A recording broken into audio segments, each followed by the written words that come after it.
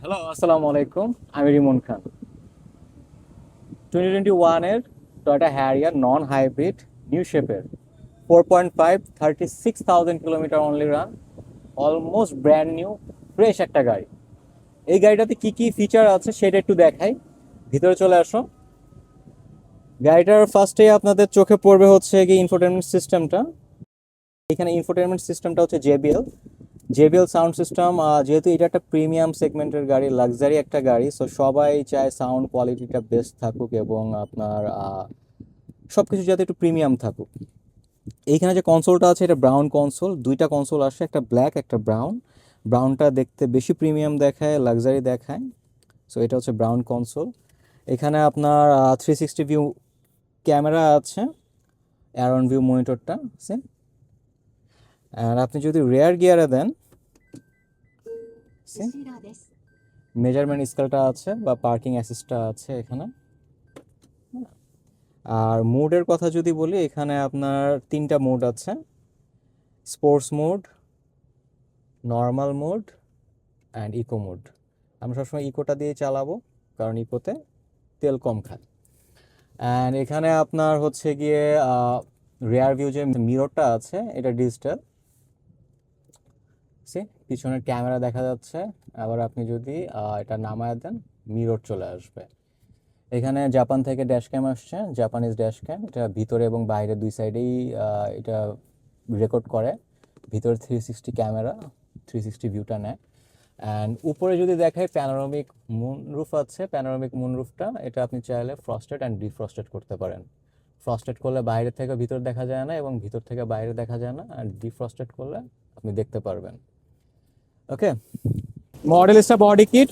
এখানে নিকেল ক্রোমের কাজ আছে, 360 ক্যামেরা, খুব সুন্দর লাগে। হ্যারিয়ারের আপনার ফ্রন্ট হেডলাইটটা খুবই সুন্দর লাগে, ইগল আই ইন্সপায়ার্ড, চমৎকার লাগে, খুবই মানে প্রিমিয়াম একটা লুক দেয়। আর এই পাশে যদি দেখি, পাশে হচ্ছে গিয়ে আপনার 19 ইঞ্চ অ্যালয়, টয়োটার বিল্ট ইন, এটা হ্যারিয়ারের সাথে এই অ্যালয়টাই আসে। অ্যান্ড এখানে সাইড বডি কিটটাও নিকেল ক্রোমের কাজ, খুবই সুন্দর লাগে। এবার রেয়ারে চলে আসি। রেয়ারে হ্যারিয়ারের ব্যাক সাইডটাও fantastic, very slim light, LED light এটা। অ্যান্ড এখানেও আপনার হচ্ছে স্পয়লারের সাথে লাইটটা থাকে, ব্রেক লাইটটা। সো ভিজিবিলিটি মানে পিছন থেকে আপনি ব্রেক করলে দেখবে না, এটা হইতেই পারে না, এত বড় লাইট। অ্যান্ড রেয়ার ব্যাক ডালাটা একটু দেখাই, বিশাল একটা ব্যাক ডালা, আপনার ট্রাঙ্ক স্টোরেজ, নিচেও স্পেস আছে।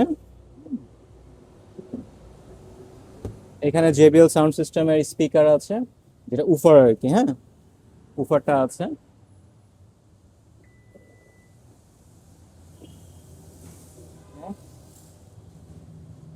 আর পিছনের লুকসটা দেখেন, পিছনে ভেরি অ্যাগ্রেসিভ। এখানে হচ্ছে কি আপনার ডুয়েল এক্সস্ট, ওই পাশেও আছে এই পাশেও আছে।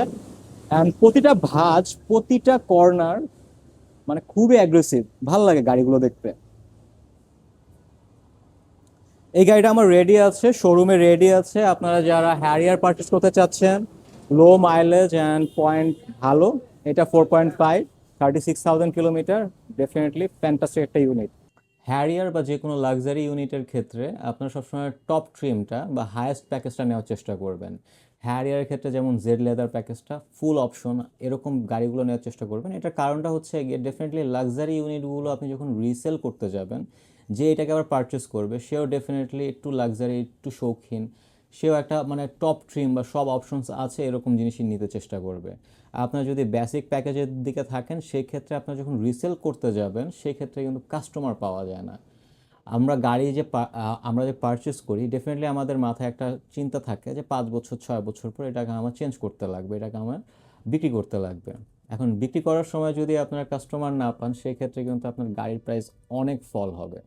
সো যার কারণে চেষ্টা করবেন লাক্সারি আইটেম, হ্যারিয়ার বা প্রাডো বা যেটাই বলেন না কেন, লাক্সারি ইউনিটগুলো টপ ট্রিম বা হায়েস্ট প্যাকেজটা নেওয়ার চেষ্টা করবেন। আর জাপানিজ যে কোনো রিকন্ডিশন বা ব্র্যান্ড নিউ ইউনিট পারচেসের জন্য অবশ্যই ভিজিট করতে পারেন আমার শোরুম। আজকে এখানেই শেষ করতেছি। আল্লাহ হাফেজ, আসসালামু আলাইকুম।